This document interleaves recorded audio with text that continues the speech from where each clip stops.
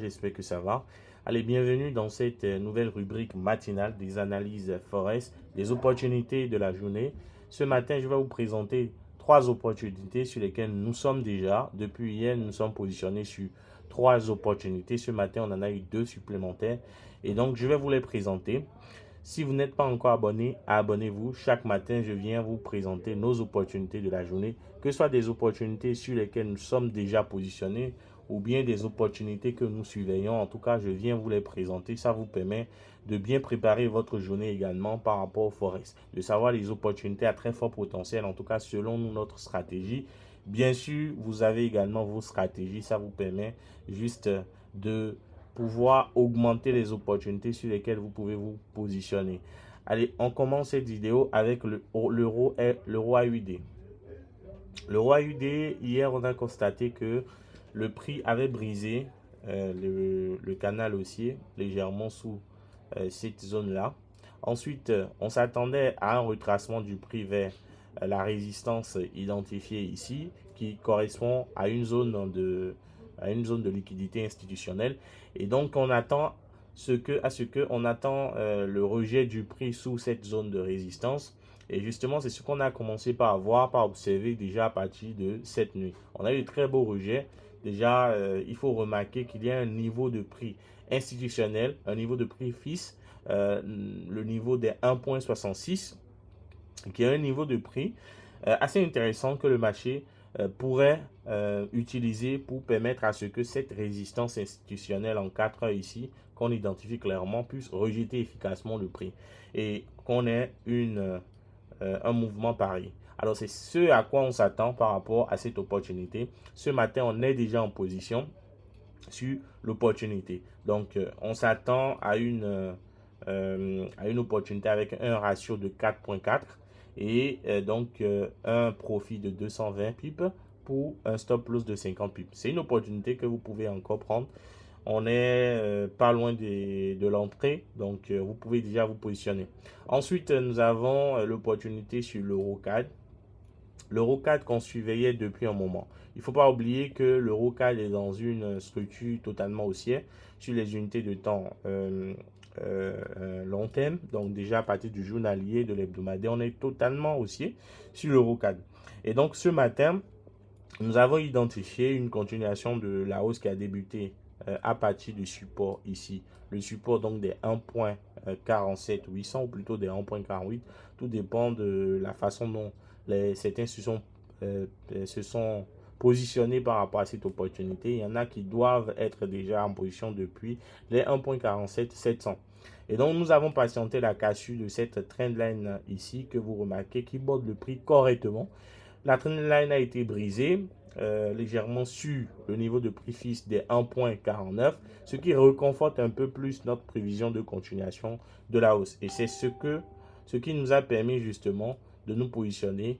Et là, à l'achat, on s'attend à une continuation de la hausse tout au long de la journée avec des objectifs tels que les 1.50 qui sont juste là, ensuite les 1.51 et on ira atteindre notre take profit final qui est aux alentours des 1.51 500.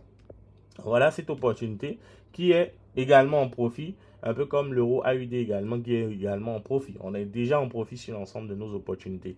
Et il y a une troisième opportunité sur laquelle nous sommes déjà positionnés depuis hier, c'est l'opportunité du NZDCHF. Et NZDCHF, bien sûr, je vous l'ai présenté en termes d'opportunité hier.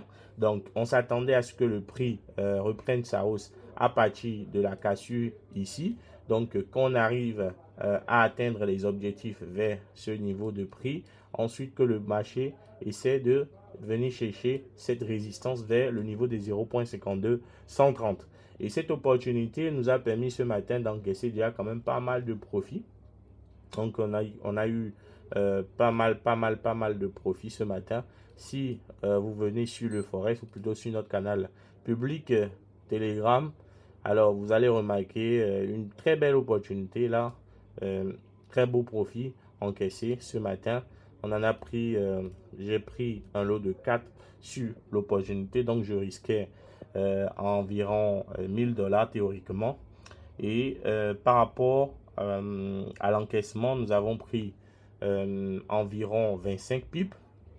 sur l'entrée de base, donc avoisinant un ratio de 1, et ce qui m'a permis d'encaisser 3,5 lots sur 4 pour un total de près de 800, un peu plus de 800 dollars. Donc ça, c'est assez intéressant. Ces genres d'opportunités, vous les aurez généralement avec nous sur nos canaux privés. Donc, je le rappelle, si vous n'êtes pas encore abonné, abonnez-vous surtout. Ne ratez plus les opportunités que nous partageons chaque matin sur la matinale Forex. Chaque matin, on vient vous partager des opportunités que nous trouvons assez intéressantes pour la journée, des opportunités également sur lesquelles nous sommes, et ça vous permet donc de pouvoir profiter un temps soit peu de ces opportunités gratuites que nous partageons. Maintenant, après, si vous souhaitez profiter des entrées que nous partageons avec nos clients privés, il vous suffit seulement d'aller en description de cette vidéo et de nous écrire, ou plutôt de rejoindre notre canal Telegram public. Et là, vous allez nous écrire pour souscrire à une offre d'abonnement.